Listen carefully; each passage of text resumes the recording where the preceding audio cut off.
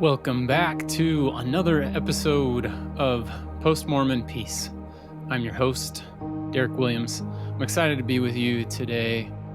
I've been kind of thinking about some of the different things that I could share or different directions that I could go.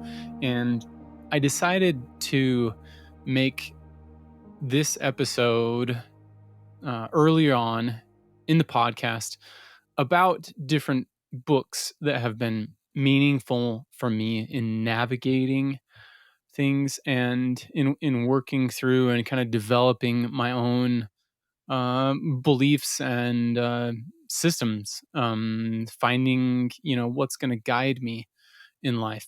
Um, for me, books have definitely been the most impactful. Um, obviously conversations and talking with others have been good. Podcasts have been good at times, but I really enjoy books because I feel like it allows you to get into someone's mind and not be able to hear other narratives or questions about it, to really just kind of consider what someone else is going through. I've experienced this too with my dad. A couple years ago, I gave him the gift for Father's Day of, I think it's called Storyworth, but it's, one of those things that basically like once a week they'll get an email prompt to answer a question. And they basically just kind of type and share their experiences. It could be different questions like, what's the scariest thing that's ever happened to you? Or, what's the time that you've ever, been the most brave? What's the most embarrassing moment you've ever had? Different questions like that. And they'll fill it out and write about it. And over time, they will basically have written a book. Um, and it's been interesting for me because I get emails every time my dad writes in this. And a lot of times I've heard the stories before, but when I can read it as the reader, when I can like get into his head, it allows me to like kind of live it through his eyes, where he's told me that experience before, but it's almost like when I hear that experience I may interrupt and ask questions, or someone else may say, oh no, it wasn't exactly like this, don't you remember this happened? And there's the narratives kind of come into play, and it can be a little bit confusing at times, or kind of muddy the waters or the experience. And what I've found is that that's been really fun for me to experience that in that way. And the same thing happens for me with books. It doesn't mean that necessarily everything that I read I embody it and that I agree with it, but it does allow me to get deeper into content. And a big part of what I believe is the process of change in life has to do with getting thoughts or changing thoughts and beliefs that exist in your subconscious. Those thoughts, we have this voice that's always going. um we can't stop that voice. We're not in control of it to an extent. We can control it, but we do it through the conscious mind. We can recognize some of those thoughts consciously, and eventually those conscious thoughts get turned over into our subconscious. So, um, I want to kind of talk through some of those books that have been the most meaningful for me, and just share briefly, what the messages of those books are and how they may be influential to you or not. Again, like I shared before, this is not my intentions in sharing these things and having this podcast is not to tell you this is the path for you. It's rather to tell you, like, these are some of the ideas and thoughts that have been meaningful for me. And I'd love to have other guests on over time that we can talk through these things and see, what is helpful as you're navigating and going through these kinds of experiences. So that being said, let me get to my list. I have a document that I will link and put out there for everyone. And this is basically just to share all of the different books. There are different categories that I have created, for meaningful books for me. The categories are resilience, peace, love and acceptance, changing thoughts and beliefs, and creating your life, and then financial. So I'm not going to go through all of those in the document that I share. I will just put all of that out there. But in what I'm going to talk about in today's episode is mainly just the peace and love and acceptance, because these are the books that have been the most meaningful, um, as far as what we're talking about in this podcast. I'll probably include some thoughts as far as changing your thoughts and beliefs as well, because that is a lot of what we're talking about. So that being said, let's jump into it. First book up is Stillness is the Key by Ryan Holiday. Any of you that are, familiar with Stoicism are probably going to be familiar with Ryan Holiday. He's written a lot of books, and he's definitely breathed life into Stoicism. That's very very old as far in philosophy, and made it much more popular for our modern age. But this book just gives a lot of really good examples of different people that have found ways to be calm, peaceful, and still in their lives. And it is one of my favorite books ever written. I've probably read it 4 or 5 times. Really, really enjoy the work. I like reading one chapter and then just letting myself kind of absorb and dissolve it throughout the day.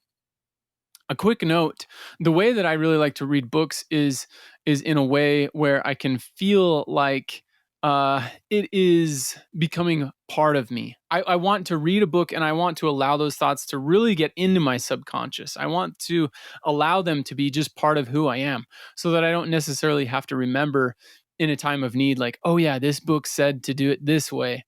But I just want it to kind of be inherent and be part of my nature, be part of who I am.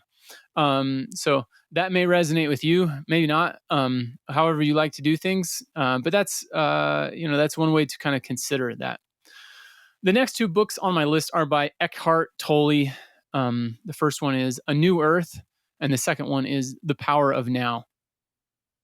Both of these books were really good in helping me to understand the ego and understand a new way of looking at the world, at people around me.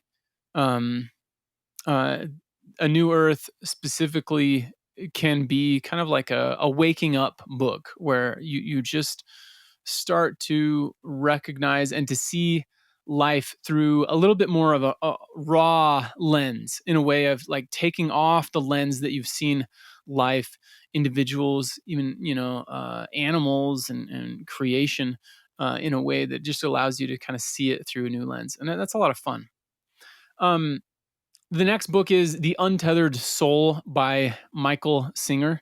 And this book, I feel like, is probably the best entry level book into the idea and concept of mindfulness.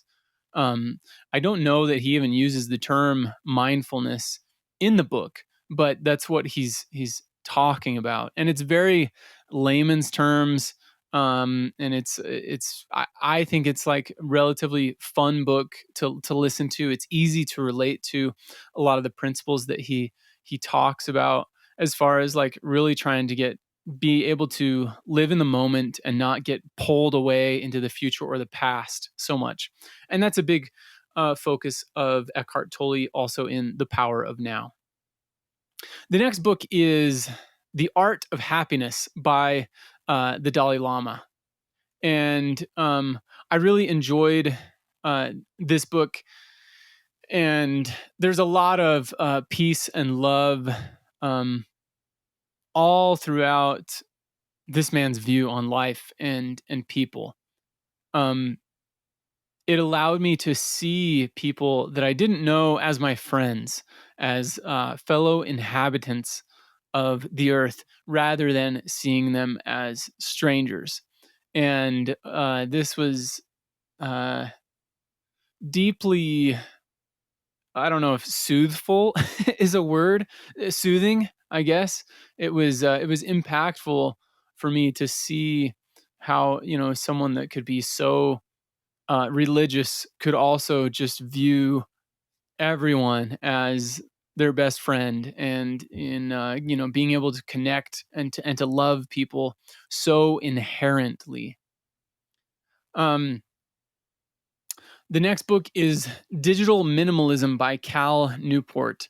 Uh, it's a little bit interesting, you know, because if you're listening to this, you're thinking digital minimalism. Like, wait, what are we talking about here? But I really don't feel like digital minimalism is an appropriate title for this book.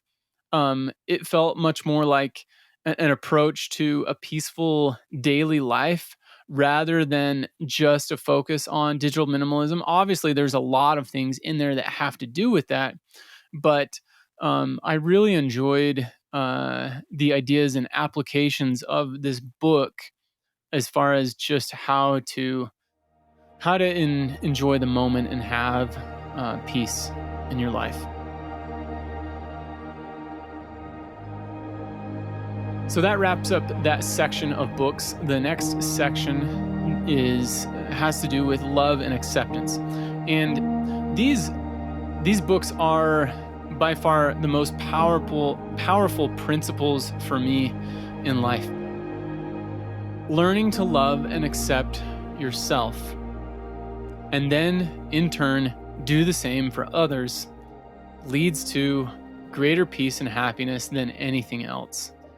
So I would argue that if you have those things, if you have a love and acceptance of yourself and others, I don't know that there's really a whole lot else in life that is really relevant to focus on. Of course, there's plenty of other things that are good in life, but if you have those two things down, you're probably going to inherently have a lot of other good approaches in other areas. So let me go through these books. The first one is Loving What Is by Byron Katie.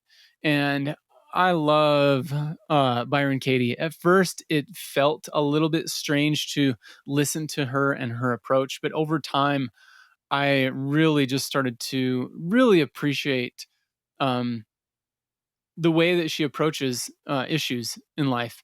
The Audible version of this book that I listened to, she's done a lot of conferences over the years, and in the book, um, there are recordings from some of her conferences or seminars where, you know, she's talking to people. People are talking through their horrible, traumatic experiences, and she's talking them through it. She's, you know, in a live setting, she's talking through how to mentally work through your thoughts and feelings, um, and beliefs, and it provides a pathway for realizing beliefs that you have that aren't helpful, and finding a way to not get hung on them and to replace them. Next is The Gentle Art of Blessing by Pierre Pradervand, if I'm saying that correctly. Um, this book really opened my eyes to a new way of experiencing love for other people. It helped me to love people that I don't know and to develop greater compassion. And it changed my experience of the world around me, where in the past I may have viewed the world as being a little bit scary and looking at differences between myself and others, and you know, barriers that were in place. And this book just provided some very practical ways for me to bless others, to love other people, and it's led to a lot of love and peace in my life. The next two books are by Anita Morjani. This woman had a near-death experience, and she wrote about it. In the first book was called "Dying to Be Me." Um, Basically, the idea "dying to be me" means she died. She had a near-death experience. To that then led her to really being herself, being authentic, not caring what other people thought about her. Um, it it's very like real life written in a way. Like you can definitely relate to the thoughts that she goes through. um, and it breaks down the construct of firm doctrines in religions and shows the simplicity of love. It brought a lot of peace to me when I read it, and it's also been pretty impactful to others that I know that have gone through this process as well. The next book by her was called "What If This Is Heaven," and it's just beautiful. It's an application for how to live unconditional love. A lot of the outline for this book is other people's questions about things and her answers about how to apply the principles from her first book in everyday life. And uh, I've talked with a lot of people about this idea when I talk about like, hey, like a big thing that you can focus on is just loving and accepting yourself. A lot of times when I mention this, like the first question is from people is like, what does that even mean? Like, what does that look like? That is like so kind of like foreign concept or idea as far as like how to actually apply and live that. And in my opinion, this is arguably one of the best books on recognizing opportunities and actually practicing this in your life. uh Another great book that I enjoyed was The Top Five Regrets of the Dying by Bronnie Ware. And so she basically was a hospice type caretaker. And so she listened to the thoughts of a lot of people as they were dying. And, what were the thoughts that they went through. And so, I think it's an impactful book. It's interesting it makes you think of like when you're on your deathbed, what are you going to look back and think, oh, I wish I would have done this a little bit differently. It's great to be thinking of those things now. And one of the simple examples is just what I talked about with Anita Morjani in living life in a way that you don't care what other people think of you. Even for me, in sharing my ideas and thoughts on this podcast, and myself changing in the last year or two, I'm very comfortable to put my thoughts and ideas out there, knowing that I'm not necessarily right. I'm one point of view, but I can put my thoughts out there. Certain people will enjoy it and get a lot out of it. Others will be offended by it and may, not like what I'm saying. Ultimately, that's out of my control. And my goal is just to be as true to myself and authentic to myself as much as possible. So, having a voice in doing that is really good for me. Um, this next book is called The Conscious Parent, and or Conscious Parenting by Shafali Tsabari, if I'm getting that right. Um, and this book is really good from a parenting standpoint, but also just really good at, if you can really apply these principles in just loving and accepting your kids, it's generally going to go a lot back to loving and accepting yourself as well. But for any of you listening that have children, in my opinion, this is the best parenting book that's out there because it is focused on the principles of unconditional love and what does that look like in parenting. And we can always grow and improve here. And so I really, really enjoyed this book. Um, the last category is changing thoughts and beliefs. And let me just share briefly for me, and I think I probably addressed this in the episode where I kind of talked through my story, is one of my biggest realizations or my own personal beliefs is that it doesn't matter so much what you believe as far as much as what does your belief lead you to? Uh, what kind of world do your beliefs allow you to live in? we create our world by our own perspective, and that comes from our thoughts and our beliefs. So I think some of the books that have helped me to focus more on this have been uh, Psycho Cybernetics by Maxwell Maltz, um, and then Feeling is the Secret by Neville Goddard. And both of these books are old. I mean, they're probably 40, 50 years old. Maybe Neville Goddard is maybe even older than that.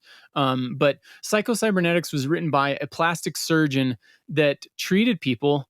And he started to see that certain people, you could take two individuals that are very similar, have some kind of something about their self image that they don't like. They go through the procedure and they look to have experienced the same amount of change or growth outwardly, but some patients um, felt it and felt like it changed their lives, and others where they felt like it didn't improve their lives at all, or that it was even a little bit worse and they were not happy.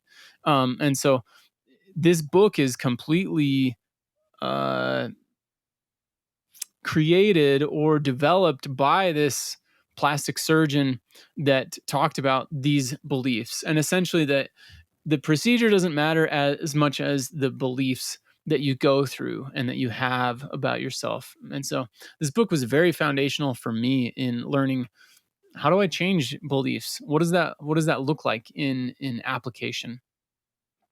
uh Feeling is the Secret by Neville Goddard is a book that really opened me up to accepting that it's okay for me to focus on feelings as much as it is thoughts and deliberation, and the analytical side of things.